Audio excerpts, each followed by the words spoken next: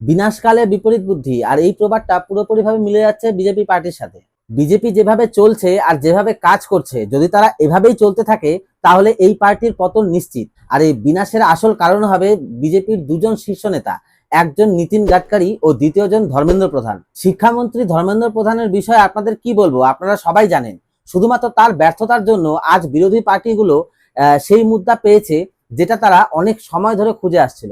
শিক্ষামন্ত্রীর বিরুদ্ধে এত প্রোটেস্ট হচ্ছে আর সেটা দিনে দিনে বেড়েই চলেছে, কিন্তু এই ব্যক্তির তরফ থেকে একটা টুইট পর্যন্ত দেখা যাচ্ছে না। পদত্যাগ করার তো অনেক দূরের কথা, তিনি ক্ষমা পর্যন্ত চাইছেন না। কোনো সময় ভেবে দেখেছেন যে এনার মধ্যে এত কনফিডেন্স আসছে কোথা থেকে, আর এত জনবিরোধের পরেও কেন তাকে ইস্তিফা দিতে বাধ্য করা হচ্ছে না? এমন কি আছে এই ধর্মেন্দ্র প্রধানের মধ্যে যে মোদী পর্যন্ত তাকে সরাতে চাইছে না? কিন্তু এটা বোঝার আগে আমাদের বুঝতে হবে যে এই ধর্মেন্দ্র প্রধান কে, আর বিজেপি পার্টির জন্য তিনি কেন এত গুরুত্বপূর্ণ। তিনি এমন কোনো নেতা না যে জনসাধারণ তাকে ভোট দিয়ে মন্ত্রী বানিয়েছেন।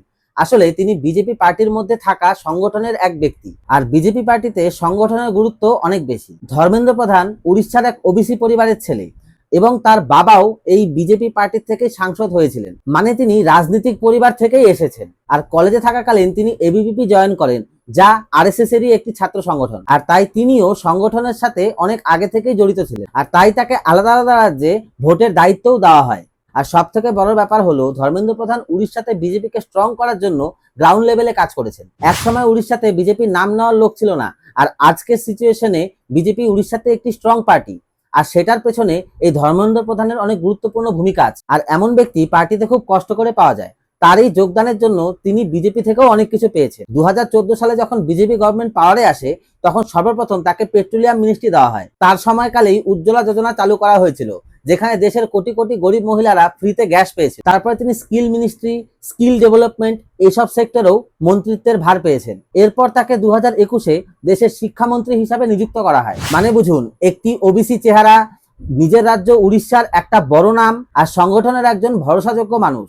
এইসব কারণের জন্যই বিজেপিতে তার পজিশন অনেকটা স্ট্রং করে, আর এসব কারণের জন্যই এত বাবাল হওয়ার পরেও বিজেপি এই ব্যক্তিকে বাঁচাচ্ছে। কিন্তু বিজেপি যেই মানুষকে পার্টির শক্তিশালী ব্যক্তি মনে করছে, সেই ব্যক্তি বর্তমান সময়ে পার্টির সবচেয়ে বেশি কমজোরি পয়েন্ট হয়ে গেছে। আর তার কারণ হলো তিনি তার নিজের দায়িত্ব পূরণ করতে বারবার অসফল হয়েছে। আর শিক্ষামন্ত্রী হিসাবে তার দায়িত্ব অনেক গুরুত্বপূর্ণ, কারণ নিটের মতন পরীক্ষা কে দেয়? একজন সাধারণ মধ্যবিত্ত পরিবারের ছেলেমেয়েরা। এই মিডল ক্লাস পরিবারের বাচ্চারা বছরের পর বছর পড়াশোনা করে, কারণ তারা জানে যে তাদের পয়সার জন্য সমাজে যদি তাদেরকে প্রতিষ্ঠিত হতে হয় তাহলে পরে তাদের পরিশ্রমের মাধ্যমেই সেটা হওয়া সম্ভব। আর এসব বাচ্চার মা বাবারাও তাদের উপরে অনেক আশা রাখে যে তারা পরিশ্রমের মাধ্যমে ডাক্তার, সায়েন্টিস্ট এইসব জায়গাতে নিযুক্ত হবে। আর এই বাচ্চাগুলোই কম্পিটিটিভ এক্সামে পিছিয়ে পড়ে, কারণ টাকার জোরে কোনো অযোগ্য বাচ্চার কাছে অনেক আগে থেকেই প্রশ্নপত্র চলে আসে। আর এটা সমাজের জন্যও ক্ষতিকারক। ভাবুন না, আপনার অপারেশন হচ্ছে আর আপনার যে অপারেশন করছে সেটা একটা টুকলি করে পাশ হওয়া ডাক্তার, তাহলে কি আপনার অপারেশনটা ভালো হবে? আর বিজেপির বোঝা দরকার যে আমাদের দেশের শান্তি শৃঙ্খলা ভঙ্গ করার জন্য অনেক বিদেশি শক্তি পেছনে পড়ে আছে, কিন্তু তারা জেনে বুঝে সেই শক্তিগুলোকে মুদ্রা ধরিয়ে দিচ্ছে। বিজেপির ভোটারদের মধ্যে সবচেয়ে গুরুত্বপূর্ণ ভূমিকা পালন করে ইয়ং জেনারেশন আর মধ্যবিত্ত পরিবার। আর ধর্মেন্দ্র প্রধান সেই ইয়ং জেনারেশনের ভবিষ্যৎ নিয়ে ছিনিমিনি খেলছেন।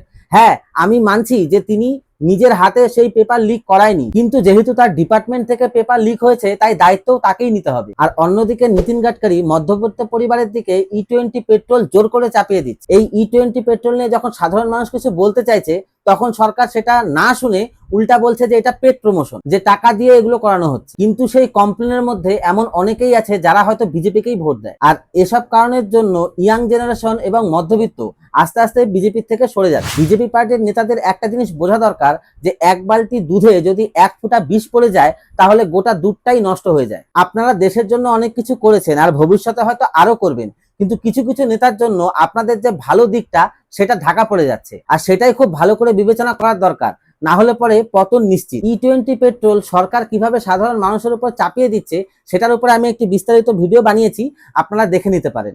বাকি ধর্মেন্দ্র প্রধানের বিষয়ে আপনার কি মত কমেন্টে জানান। আপনার কি মনে হয় তাকে ইস্তিফা দেওয়া উচিত? আর তিনি যদি ইস্তিফা না দেন পার্টির কি এটাই করণীয় যে তাকে জোর করে ইস্তিফা দেওয়া? কমেন্টে জানান। আর এ পর্যন্ত ভিডিওটিকে দেখে থাকলে প্লিজ একটি লাইক করে যাবেন, কারণ আপনাদের একটি লাইক আমাদের ভিডিও বানাতে অনেক বেশি উৎসাহ দেয়। আর পাশাপাশি প্লিজ চ্যানেলটিকে সাবস্ক্রাইব করে নেবেন যাতে এরকম ভিডিও পরবর্তীতে সবার প্রথমে আপনার কাছে পৌঁছে যায়। বাকি দেখা হচ্ছে বন্ধুরা পরের ভিডিওতে।